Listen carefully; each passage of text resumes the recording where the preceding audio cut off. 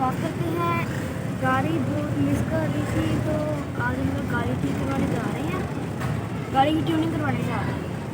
जी हम आ गए वर्कशॉप और आज होगी गाड़ी की ट्यूनिंग। मैंने कभी ट्यूनिंग देखी नहीं है उसे, और आज देखूँगा।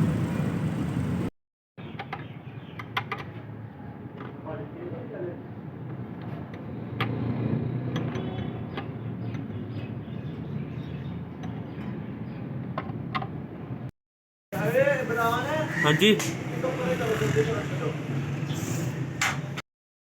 गाइस हमारी गाड़ी ठीक हो गई है। हम लोग गाड़ी की ट्राई लें। गाड़ी ठीक हो गई है और अब हम लोग गाड़ी को धुलवा रहे हैं। गाड़ी धुलवा ली है।